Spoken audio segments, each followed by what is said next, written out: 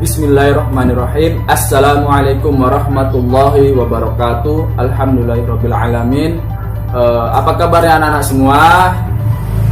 Ya, Bapak harap kalian semua dalam keadaan sehat walafiat. Selamat berjumpa lagi dengan Bapak materi Penjas kelas 6, yaitu penyelamatan di air.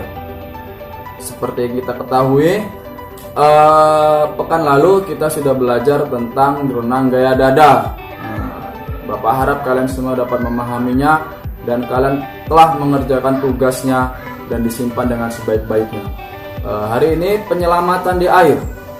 Hari ini Bapak tidak sendiri, karena Bapak akan ditemani oleh sahabat-sahabat Bapak selama mengerjakan tugas untuk kalian hari ini, dan mereka akan menerangkan tentang penyelamatan di air. Ya, hari ini Bapak akan menerangkan bagaimana kecelakaan di air atau penyelamatan di air ya. Tapi sebelumnya kita terangkan dulu kecelakaan seperti apa dia. Kecelakaan di air bisa terjadi kapan saja dan dapat terjadi kepada siapa saja. Hal ini berakibat fatal karena korban akan mengalami kesulitan bernapas. Renang penyelamatan, kita menyelamatkan orang di air, menjadi peran penting karena dapat menyelamatkan korban dari kecelakaan di air. Oleh karena itu, kalian wajib atau disarankan dapat menguasai penyelamatan di air agar dapat mengantisipasinya. Untuk menolong korban-korban kecelakaan di air, ya kalian sebagai penyelamat perlu memperhatikan hal-hal di bawah ini.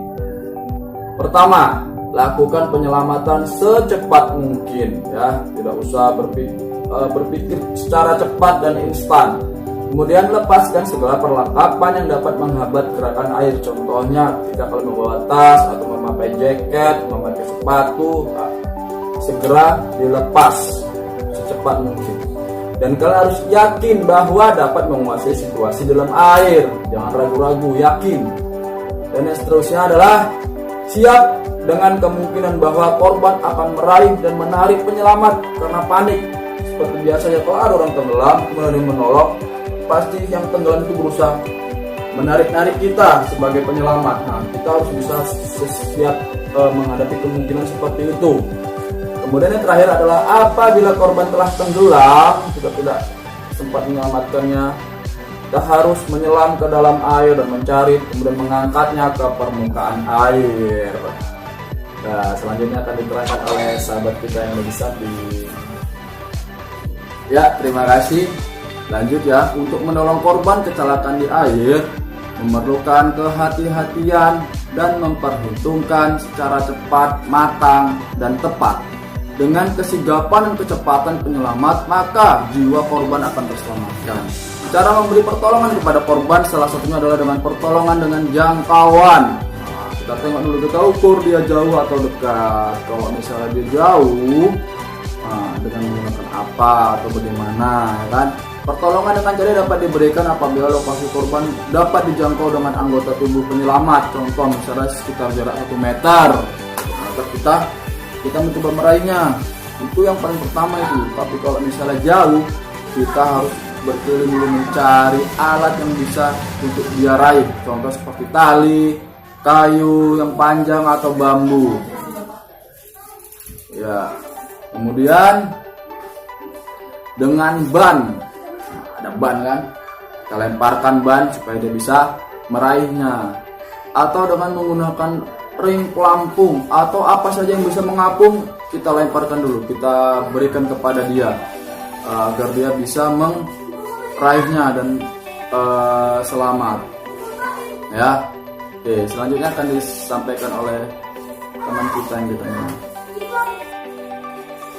Apabila korban tidak bisa diraih dengan anggota tubuh penyelamat harus memasuki air dengan cara melompat dengan kaki terlebih dahulu, lari melompat. Kemudian dengan cara terjun dengan jangkauan yang jauh, misalnya kalau tidak ada benda-benda apa yang bisa terapung di sini, seperti kita, itu adalah cara terakhir ketika kita masuk ke dalam air dan menyelamatkannya. Bisa menggunakan gaya bebas ataupun gaya dada. Membawa korban kecelakaan di air dapat dilakukan dengan memegang lengan dari depan. Ya, kita tarik lengannya dan kita berenang.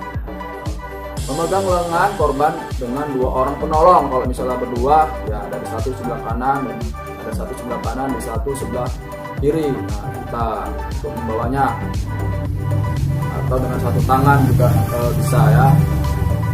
Selanjutnya akan dijelaskan oleh teman saya yang ada di samping kanan.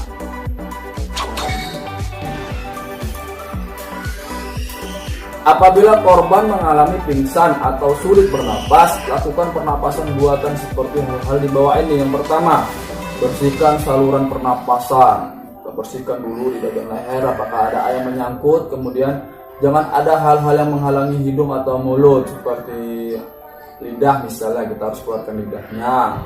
Kemudian lakukan pernapasan buatan dengan segera hingga korban bernapas teratur. Ya, pasti kita berikan napas buatan. Pernapasan buatan bisa dilakukan dari mulut ke mulut, ya. Kemudian dari mulut melalui tub dengan masker muka, contohnya, ya kan, dengan masker muka gitu. Atau dengan menggunakan resuscitator, ya seperti ini. Selanjutnya kawan kami yang dari ujung sana. Silakan. Baiklah, itu saja materi yang disampaikan oleh kami. Semoga dapat memberikan manfaat untuk kalian. Dan jangan lupa kerjakan tugas-tugas berikut ya. Tugas berikut kerjakan dengan sebaik-baiknya. Dan seperti biasa, tugas tersebut diletakkan di selembar kertas, digabungkan saja dengan tugas sebelumnya. Cuman harus diberi tanggal pada saat pengerjaannya ya, dan dikumpul nanti ketika kita masuk sekolah. Dan kita selalu berdoa semoga pandemi virus corona ini segera berakhir. Assalamualaikum warahmatullahi wabarakatuh.